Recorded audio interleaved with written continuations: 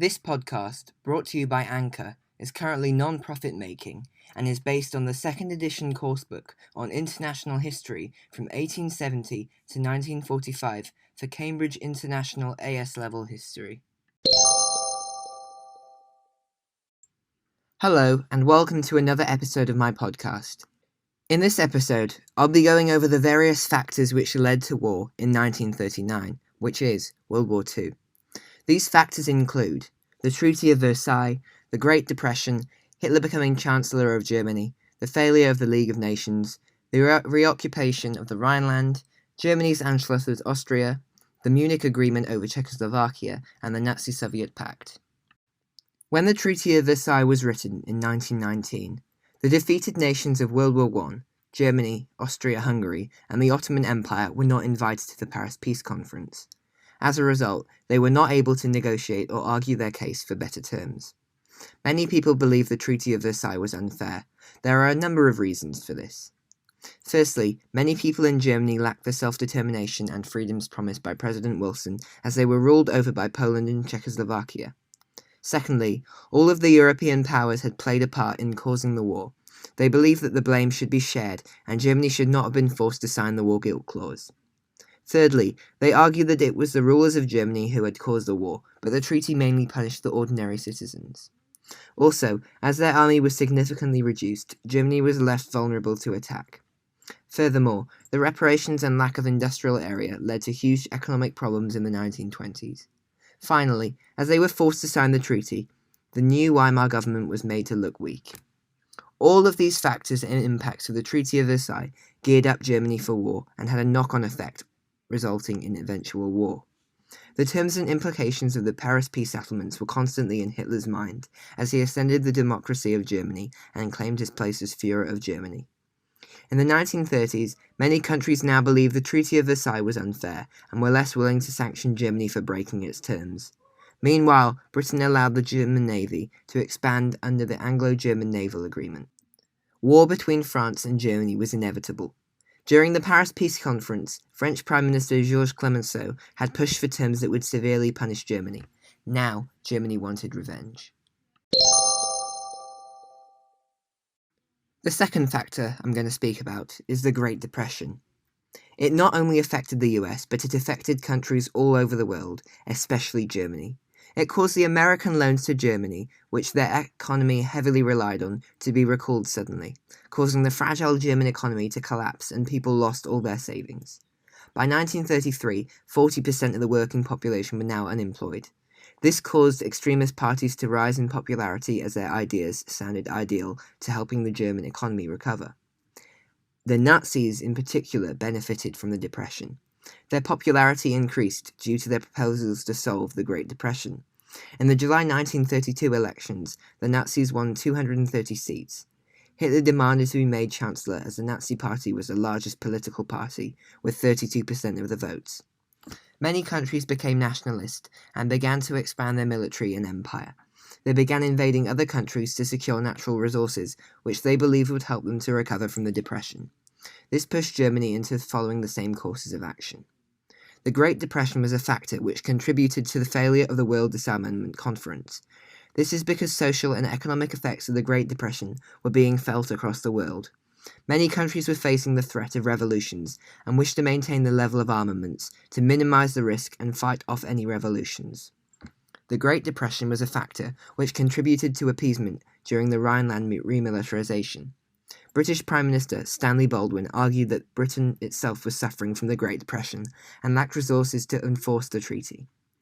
Also in the Abyssinian crisis, it was argued that many countries were unwilling to engage in conflict and use their economic sanctions as their economies were still recovering from the Great Depression and a lack of trade would impact their economies too severely.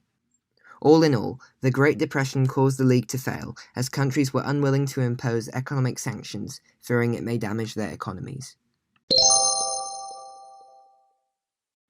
Hitler came into power with his far-right nationalist ideologies. As the Nazis won 230 seats, with 32% of the votes in the July 1932 elections, making them the largest political party, Hitler demanded to be made Chancellor. On the 30th of January 1933, Hitler was appointed as Chancellor with von Papen as Vice-Chancellor, and President Hindenburg thought Papen could control Hitler. On 19th of August 1934, after serving as President of the Weimar Republic for over 9 years, President Hindenburg passed away due to old age. The German people were asked to vote on whether they supported the merging of President and Chancellor. After over 95% of the population voted, 89% of voters voted in Hitler's favour. The next day, Hitler combined the offices of President and Chancellor and assumed position as the Führer of Germany. He was now a dictator. Germany became the Nazi Germany dictatorship. Before he became Chancellor, Hitler outlined his foreign policy aims in his autobiography Mein Kampf, which he wrote during his imprisonment. These included 1. Germans needed to expand for Lebensraum. 2. Expanding east, as he wanted Russian land. 3. Hitler wanted to expand the army. 4.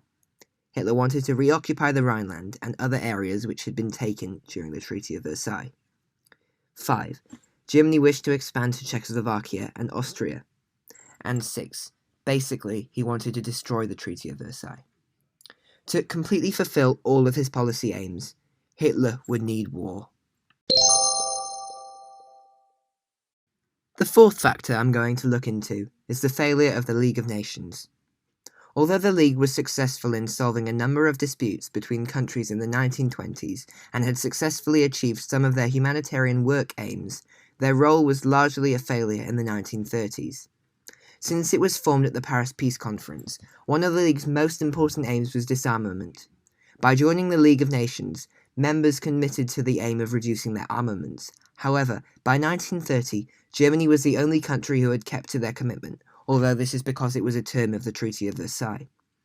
The League arranged a number of world disarmament conferences, although these were all failures, in 1923 because Britain objected, and in 1931 because Hitler walked out. After Hitler's withdrawal from the World Disarmament Conference, it was clear that he aimed to rearm Germany, against the Treaty of Versailles' terms. Germany began to openly rearm in violation of the Treaty of Versailles. Two major world powers, Germany and Japan, had both committed to rearmament and left the League of Nations. Many countries felt that this threatened their own security and national interests. Therefore, many countries, especially in Europe and the USA, began to increase their arms. In the end, the League was unable to get members to agree to limit their sizes of their armed forces. There are a number of other factors which contributed to the failure of the League. One of these was weak powers. Many countries were unwilling to send their armies abroad to fight and enforce the League's decisions, so the League could take little action as they did not have their own army. Though they were able to call on countries to sanction countries economically, the Depression meant that countries were unwilling to impose economic sanctions, fearing it may damage their economies. Powerful members, like Japan, Italy, and Germany, became more aggressive in the 1930s as they began rearmament and invading weaker countries. However, it seems the League could not stop powerful nations, for example, when Italy invaded Abyssinia and when Japan occupied Manchuria. Another factor was absent members. The world's leading economic power, the USA, had become isolationist and not joined the League.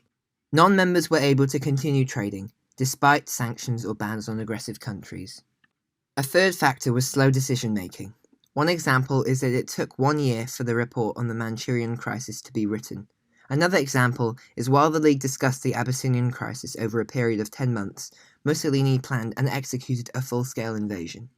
However, the Abyssinian crisis largely failed because Britain began to look to a policy of appeasement.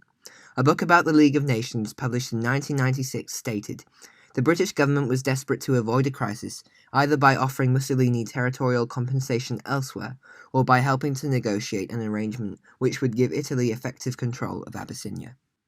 Furthermore, Britain could have reduced the effects of the war and Italy's power if they had closed the Suez Canal, which provided the Italian military with access and a route to Abyssinia. However, they feared an attack on their navy and the canal, which at this moment in time they still controlled.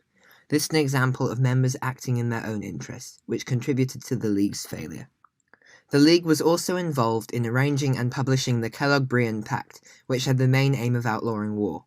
The pact ended up being completely ineffective due to the numerous loopholes it had by allowing nations to use arms as a means of self-defense. The League of Nations also failed to establish a means of enforcement for the treaty, which rendered it pointless as nations just ignored it. Tensions remained extremely high in Europe as many nations refused to follow through with the treaty. The League, with no army and no proper power, were left powerless as Britain appeased Hitler, giving in to his demands with the hope of avoiding large-scale war. Due to the length of this episode, the remaining factors will be available in a second part. Thank you for listening to my podcast.